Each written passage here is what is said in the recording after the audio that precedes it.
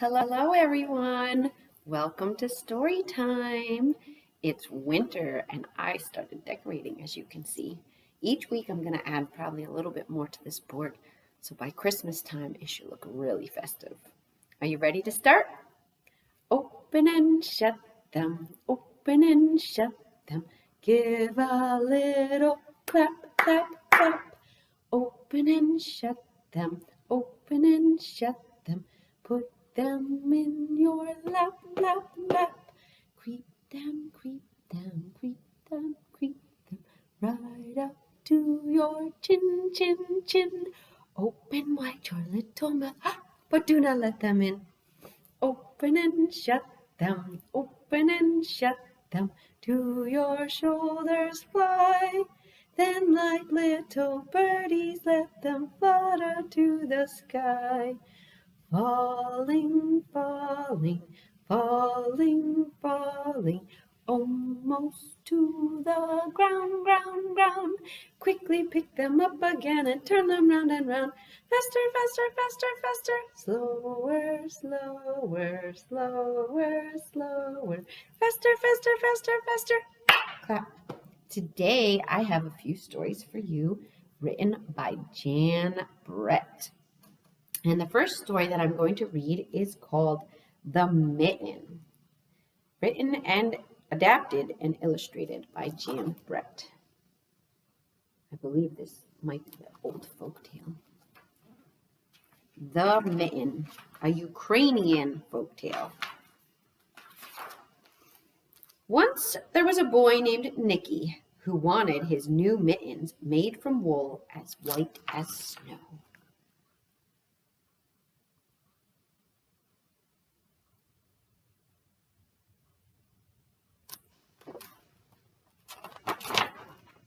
At first, his grandmother, Baba, did not want to knit white mittens.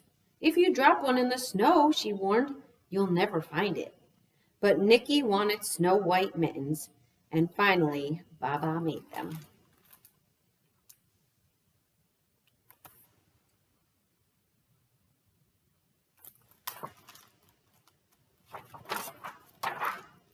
After she finished, she said, when you come home, first I will look to see if you are safe and sound, but then I will look to see if you still have your snow white mittens.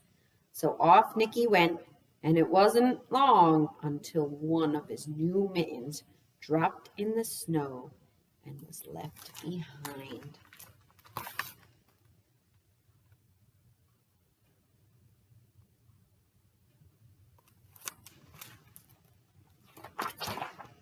A mole, tired from tunneling along, discovered the mitten and burrowed inside. It was cozy and warm and just the right size, so he decided to stay.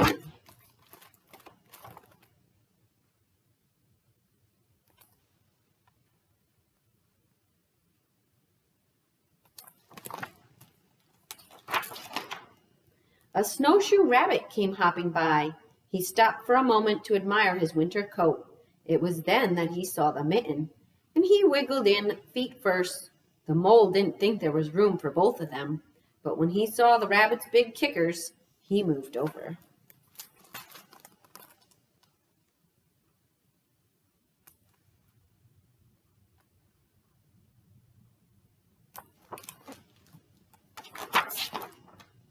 Next, a hedgehog came snuffling along. Having spent the day looking under wet leaves for things to eat, he decided to move into the mitten and warm himself. The mole and the rabbit were bumped and jostled, but not being ones to argue with someone covered with prickles, they made room.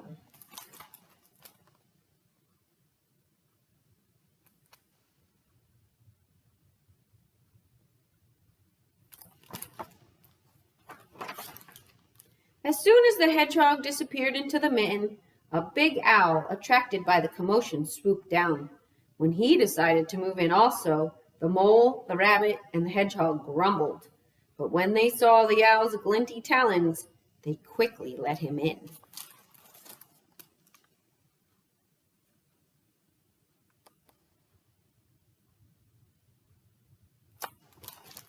That's a lot of animals in a small mitten. Up through the snow appeared a badger. He eyed the mitten and began to climb in. The mole, the rabbit, the hedgehog, and the owl were not pleased. There was no room left, but when they saw his diggers, they gave him the thumb.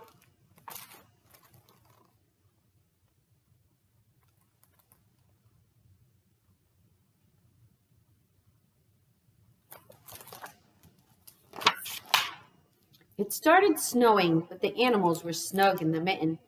A waft of warm steam rose in the air, and a fox trotting by stopped to investigate. Just the sight of the cozy mitten made him feel drowsy.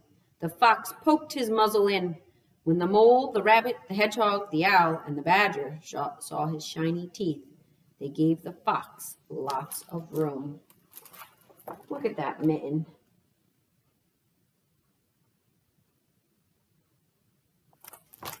Unbelievable, huh? A great bear lumbered by. He spied the mitten all plumped up. Not being one to be left out in the cold, he began to nose his way in. The animals were packed in as tightly as could be, but what animal would argue with a bear? The mitten swelled and stretched. It was pulled and bulged to too many times its size. But Baba's good knitting held fast. Think that bear's going to fit in there? I'll be surprised if he does. Along came a meadow mouse, no bigger than an acorn. She wriggled into the one space left and made herself comfortable on top of the great bear's nose. Wow, every single one of those animals are inside that mitten.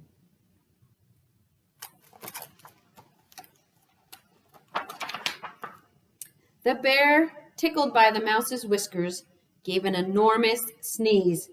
Ah, ah, ah, choo! The force of the sneeze shot the mitten up into the sky and scattered the animals in all directions.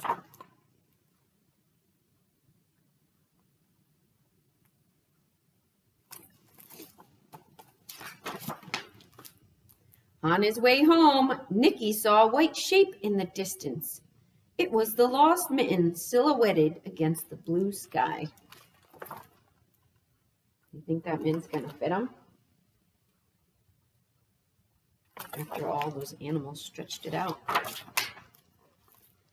As he ran to catch his snow-white mitten, he saw Baba's face in the window. First she looked to see if he was safe and sound. Then she saw that he still had his new mittens.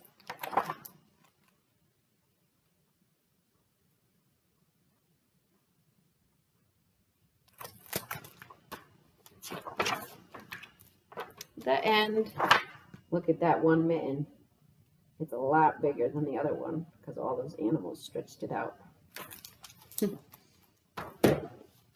Our second story is The Snowy Nap, also written and illustrated by Jan Brett.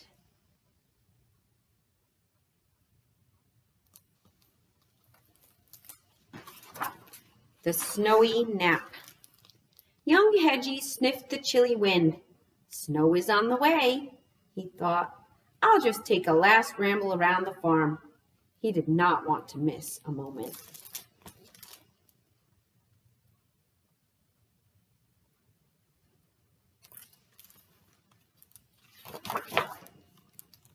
He could barely keep his eyes open as he walked. The hens noticed at once. Time for Betty Bye, they cackled. It won't be long before you have to hibernate, and our coop will be bedazzled by icicles.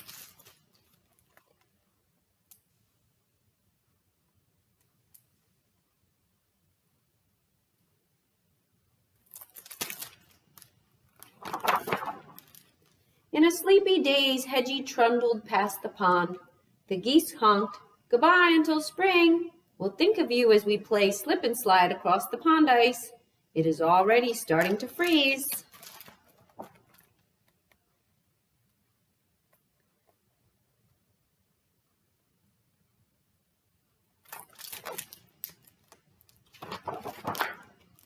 Hedgie came to the sheep shed. "Nighty night," the sheep bade. One of the sheep had seen hedgehogs on the farm head for their cozy dens year after year as winter arrived. She also was ready to tell Hedgie what he would miss. "I'll soon see the snowman Lisa makes," she said.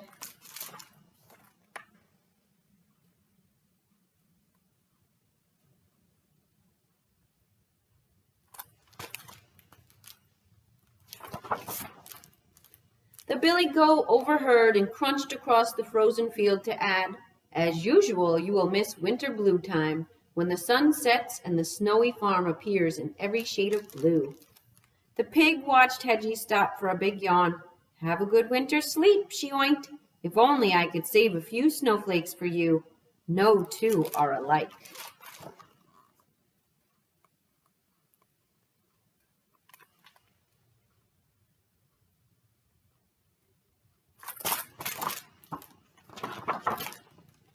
When the pony trotted up, Hedgie guessed what he wanted to say. "Sleep well," he neighed. "If you hear bells in your dreams, it will be me pulling my sleigh." That was the last straw. "I don't want to sleep all winter like last year," protested Hedgie. "I want to see icicles and snowmen, snowflakes and pond ice. I want to hear sleigh bells."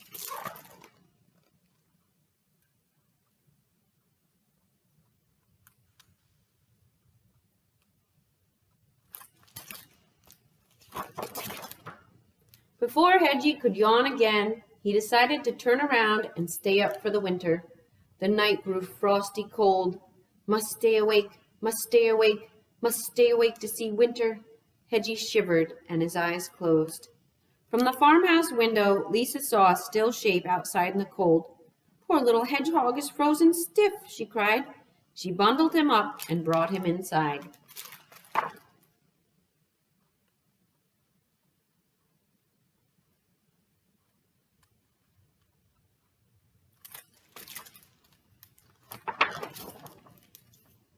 Lisa put Hedgie in a tea cozy and gave him a spot by the window. "That was a close call," she said. "A snowstorm is on the way. You'd better stay in the house and warm up."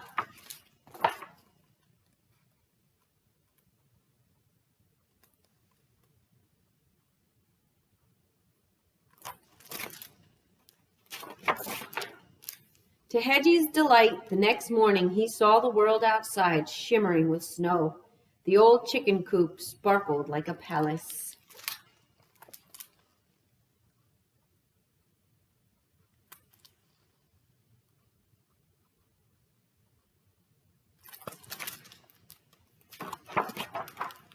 Every day he watched from different windows, and new wintry scenes appeared. The pond froze into a shiny mirror. Lisa twirled on her skates as the goose and the gander slid to keep up.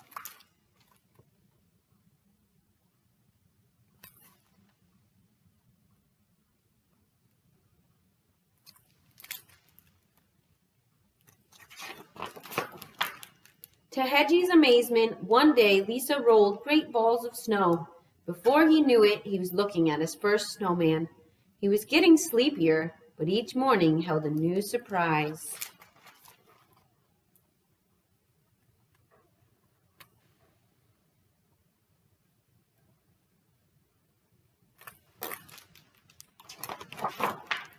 The little hedgehog was dozing when he heard the tinkling of bells.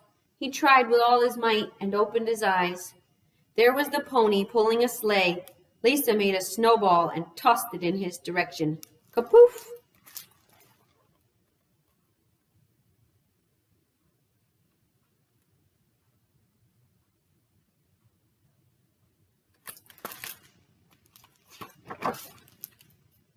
Hedgie slept later every day. One day he awoke to see flowers of frost decorating his window. The trees looked like lace against the sky. "I have truly seen winter," was Hedgie's last thought as he nodded back to sleep.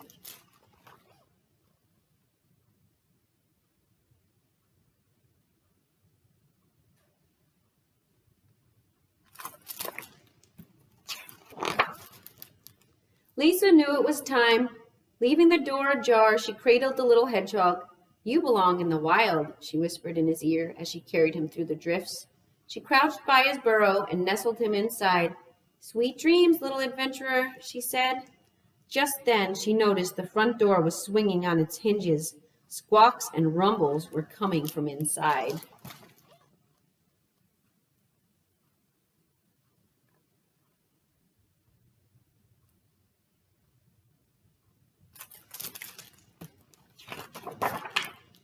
Lisa peered through the doorway and saw animals, higgly-piggly, making a commotion in her house.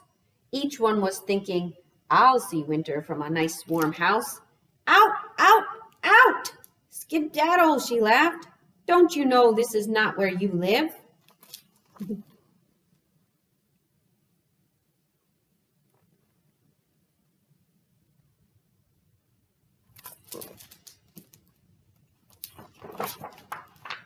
Lisa was shooing the last mouse from the house as Hedgie, snug in his burrow, fell into a deep sleep. He was dreaming about icicles and snowmen, snowflakes and pond ice. It was a long, snowy nap.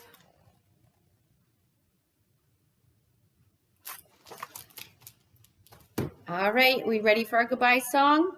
We wave goodbye like this. We wave goodbye like this. We clap our hands for all our friends. We wave goodbye like this. So I hope you have a wonderful week, and I will see you next time. Bye.